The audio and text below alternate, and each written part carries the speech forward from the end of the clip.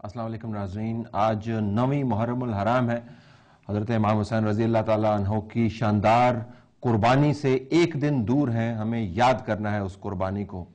हम हर साल इस मौके के ऊपर बेहतरीन अल्फाज का चुनाव करते हैं, बेहतरीन बयानात देते हैं, तमाम तर अच्छे ख्यालात से मुज़य्यन करके बेहतरीन अल्फाज का चुनाव करके ये बयानात लोगों तक पहुँचाते हैं।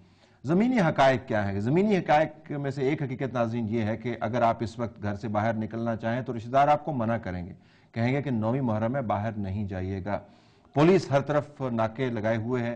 जो पुलिस के अफसरान हैं शदीद मुसीबत का शिकार हैं। मुहर्रम उल हराम के अंदर फ़लसफ़ा हयात तो हम क्या बयान करें। इस वक्त लगता ये है कि ज़िंदगी को जो ख़तरात हैं वो हावी हो गए हैं उस फ़लसफ़े के ऊपर।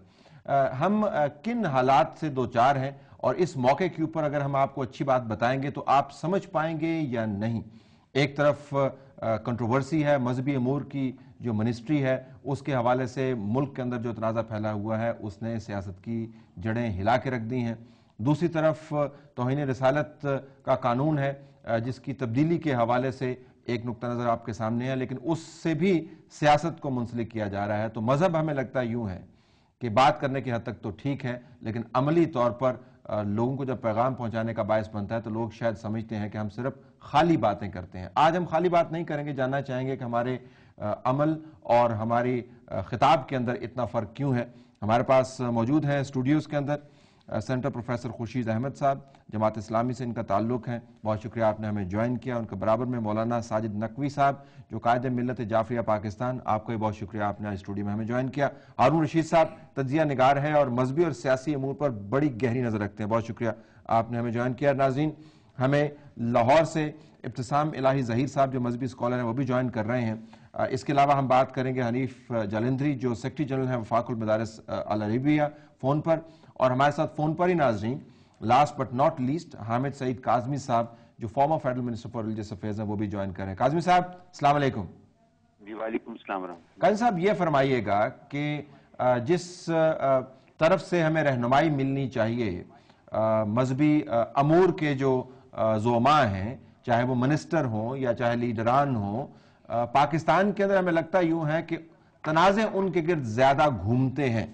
आपका जो हालिया तजर्बा है उसकी रोशनी में आपसे पूछना चाह रहा हूं कि ये किसी की साजिश होती है या हमारे अमाल में कोई ऐसी खराबी है जिसकी वजह से ये मामला इस तरफ जाता है। देखिए, गुजारिश ये है कि जहां तक इस माह मुक़द्दस की अज़मत का ताल्लुक है, इमाम आली मकाम की कुर्बानी, सरफरोशी और जानिकारी का ताल्लुक है, तो इसमें तो कोई दो राय नहीं हो सकती कि ये वो हमारी तारीख के रोशन तरीन बाब है कि जिसके हवाले से अल्हम्दुलिल्लाह अक़वाम आलम में हम सरबुलंद हैं। और जैसे कहा गया कि जरा कौम को, इंसान को बेदार तो हो लेने दो, हर कौम पुकारेगी है हमारे हैं हुसैन।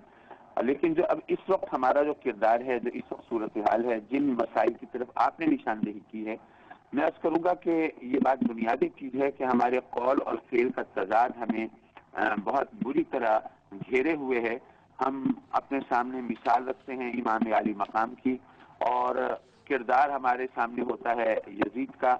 हम बात करते हैं कुर्बानी और सरफरोशी की और हम चक्कर में रहते हैं मफादात के हुसूल के।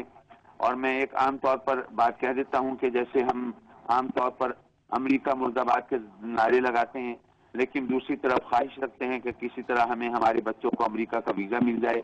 ये हमारे जहन और दिल में जब इतने फासले हों तो ना दुआओं में असर रहता है ना वाज़ो नसीहत में असर रहता है। ये बात बिल्कुल अपनी जगह पर दुरुस्त है। साहब, मैं आपसे इस मौके पर एक सवाल करना चाहूंगा और मैं आपसे सवाल पूछना चाह रहा था। इत्तेफाक की बात है कि मेरी आपसे जब से तनाज़ा चला बात हो नहीं पाई, कोताही मेरी होगी। मैं आपसे जानना चाह रहा था कि जब आपकी मिनिस्ट्री के गिर्द एक तनाज़ा चलना शुरू हुआ तो मेरे ख्याल में अहसन कदम ये था कि आप खुद को उस तनाज़े से अलहदा करते और हम तवक्को कर रहे थे आपसे कि आप ऐसा ही कदम उठाएंगे। चाहे का उस तनाज़े को तूल दिया जाता और एक बड़ा कौमी मसला बन के सामने आता। तो मैं आपसे ये जानना चाहूँगा, आपके पास बड़ा अहसन मौका था, अपने फेल के जरिए, अपने अमल के जरिए आप साबित कर सकते थे जी कि सिर्फ बात ही नहीं हम करते, हम अमल से साबित भी करते। आपने क्यों नहीं किया? Why did you not resign? जी, गुजारिश है कि मेरे साथ, मैं अकेला नहीं हूँ, जाहिर है कि मेरे साथ कुछ दोस्त हैं, अहबाब हैं, उनका मशवरा ये था کہ جب مجھے پتہ ہے، بہت اچھی طرح معلوم ہے کہ مجھ پر اعتراض کرنے والے نہ ان کو حاجیوں سے کوئی ہمدردی ہے اور نہ کرپشن سے کوئی غرض ہے، وہ صرف اور صرف میری وزارت کے پیچھے ہاتھ دھو کر پڑے ہوئے ہیں، تو ایسی صورت میں ریزائن کر کے میں گویا ان کے لیے راستہ ہموار کر دوں گا. مجھے ایسا نہیں کرنا چاہیے.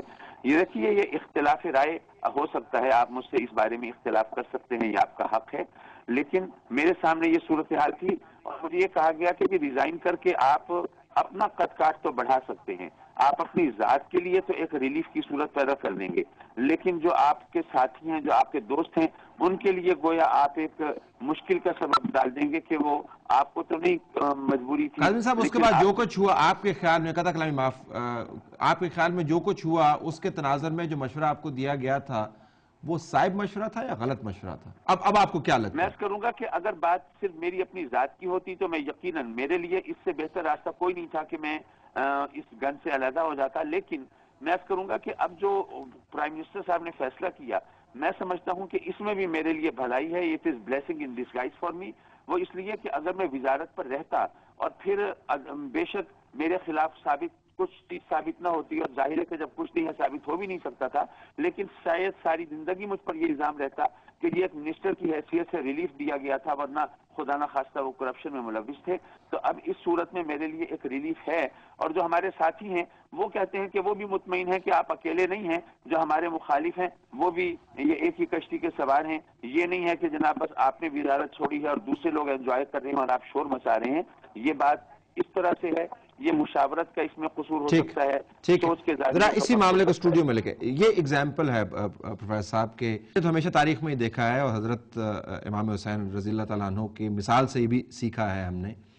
چھوڑنا جو ہے، کنارہ کشی اختیار کرنا جو ہے، لیٹ گو پاور، اس میں بڑی طاقت ہے. مطلب جو پکڑنا ہے اور جو لالچ ہے، طمع ہے، میں نہیں کہہ رہا کاظمی صاحب طمع کا شکار ہوئے، ایک ججمنٹ انہوں نے ایکسرسائز کی، ہوتا صحیح ججمنٹ نہیں ہو، یہ ہم عملی طور پر دیکھتے نہیں ہیں. ہماری ٹینڈنسی ہے کہ ہم لے لیں، چھوڑیں نہیں. بات آپ کی صحیح ہے. میں اس تنازع کے بارے میں کچھ نہیں کہنا چاہتا، ٹھیک، لیکن اصولی بات یہ ہے کہ جب اس قسم کی صورتحال پیدا ہوتی ہے تو انسان کو اپنی پاک دامنی کو ثابت کرنے کے لیے اگر وہ ایک ہائی مورل پوزیشن لے تو یہ کہیں زیادہ بہتر ہوتی ہے بنسبت اس کے کہ حالات بگڑے اور محسوس لوگ چمٹے ہوئے ہیں. امام عالی مقام کی جو مثال ہے، اور جیسا آپ نے اپنے انٹرویو میں کہا کہ اسے ہمیں آج کے حالات کے کانٹیکسٹ میں دیکھنا ہے، تو میں آپ کی توجہ مبذول کراؤں گا کہ جو ہم آج سچویشن فیس کر رہے ہیں وہی آپ کو کربلا میں نظر آتی ہے. ایک طرف وہ قوتیں ہیں جو ظلم اور بالادست طاقتوں کا ساتھ دے رہی ہے، اور دوسری طرف وہ مبارک ہستی ہے جو اصول اور مقصد کی خاطر ہر قربانی دینے کو تیار ہے، لیکن پیٹھ دکھانے کو اور اصول سے غداری کرنے کو تیار نہیں. تو یہ کشمکش ہماری پوری تاریخ میں ہے، یہی آج بھی ہے.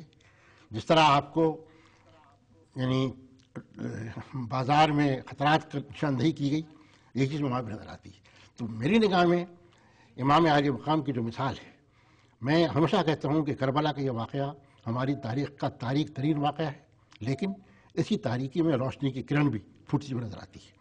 اور پھر اسی سے عبارت ہے ہماری پوری تاریخ کہ اگر خدا نہ خواستہ وہ بھی یہ مثال قائم نہ کرتے تو تاریخ رخ بدل گیا تھا.